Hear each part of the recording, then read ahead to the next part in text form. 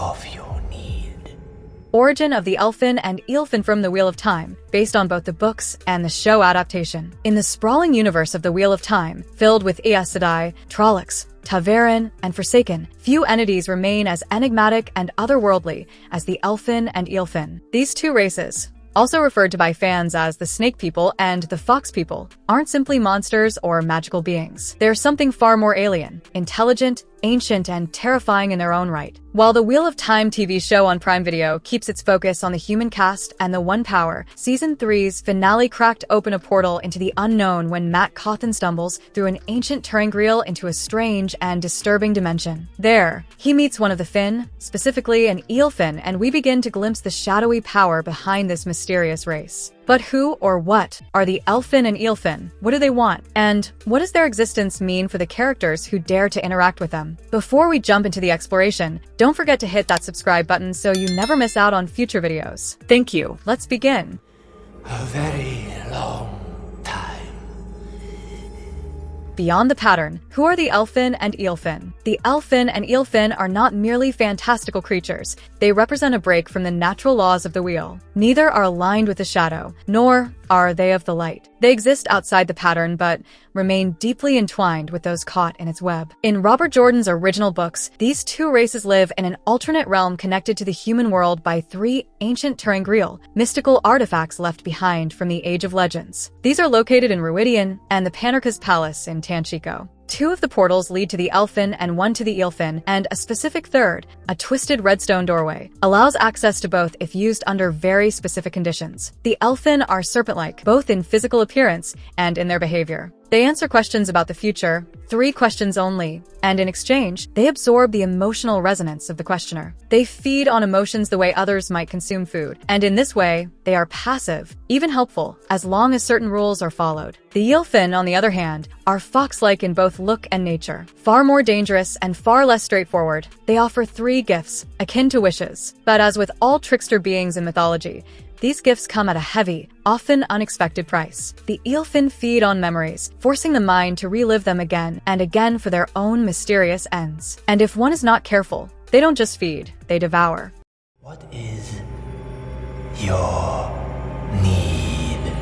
The inspiration behind the Finn. Jordan never hid his love of mythology, and the inspiration behind the Aelfinn and Eelfinn is steeped in ancient folklore. The Aelfinn bear resemblance to the Naga or serpent oracles found in Eastern traditions, while the Eelfinn draw heavy influence from the Japanese kitsune, fox spirits known for their shapeshifting and mischievous nature. The connection is no accident. In fact, the duality of the two races, a snake and a fox, mirrors common folklore dichotomies of wisdom versus cunning, knowledge versus trickery. Visually, the show leans heavily into the kitsune-like appearance for the Eelfinn. The creature Mat encounters in the Season 3 finale has elongated limbs, sharp features, and a chilling, predatory presence. It offers him a deal, 3 requests in exchange for something unnamed but deeply felt. Mat Cauthon and the price of a wish. Mat's encounter with the Eelfinn is a turning point, just as it was in the books. In the series, he enters the ter'angreal after helping Nynaeve and Elaine investigate the Black Ajah's plot in Tanchico. In the midst of the Panarka's Palace, surrounded by relics of the past, he passes through an archway and ends up in the Eelfinn's dimension. There, he asks for clarity, specifically, to remove the strange memories clouding his mind. The Eelfinn agree, but there's a price. Mat loses more than just the memories he wanted gone. He loses part of his identity. He emerges confused, unmoored, and sensing that something vital has been taken. The show doesn't yet dive into the full consequences, but book readers know this is just the beginning. In the novels, Mat's deal with the Eelfinn becomes one of the most pivotal events of his arc. When he returns to the realm a second time, this time to rescue Moraine, he comes back forever changed. He gains knowledge from his past lives, a new language, and battle tactics from dozens of different generals. He also receives a unique medallion that protects him from the One Power, a crucial defense in the conflicts to come. And more famously, he gets something else, a silver foxhead medallion and a deadly Ascendarii spear that becomes his signature weapon. But every gift has a cost. A relationship built on exploitation. Jordan's notes reveal that the Finn are more than just strange magic beings. They're emotional and memory predators.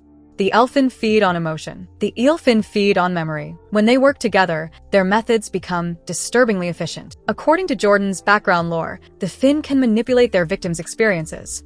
They can replay someone's memories, twisting the emotions tied to them to intensify the flavor. They can blur the line between real experiences and imagined ones, warping a person's sense of self. This exploitation is subtle, but it leaves deep scars.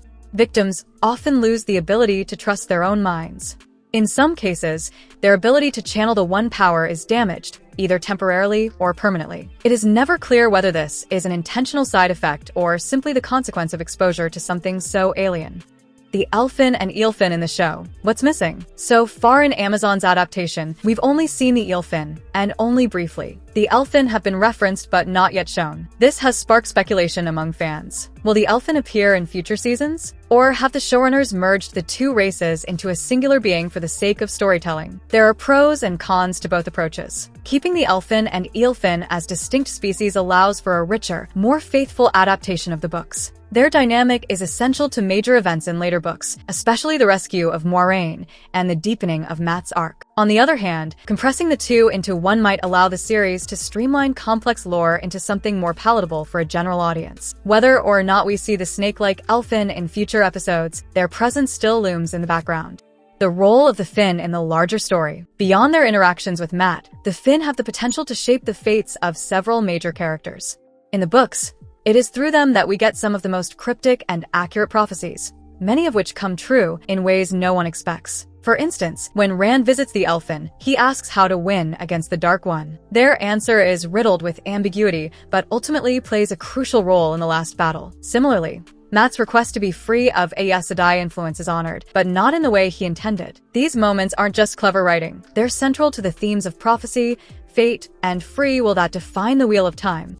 Do you carry iron, instruments of music, or devices for making light? What is that smell? The Finn as a symbol of the unknown. What makes the Aelfinn and Eelfinn so haunting isn't just their powers or their realm, it's their very nature. They are not evil. They are not good. They simply are. They offer what is asked for, and they take what they want in return. Their world operates on rules that humans cannot fully grasp, and their motives are never fully explained. In many ways, they serve as a metaphor for the dangers of unchecked curiosity and the consequences of desire. They grant knowledge, power, clarity, but at a cost that is always higher than it seems. And once someone has entered their realm, a part of them never truly returns.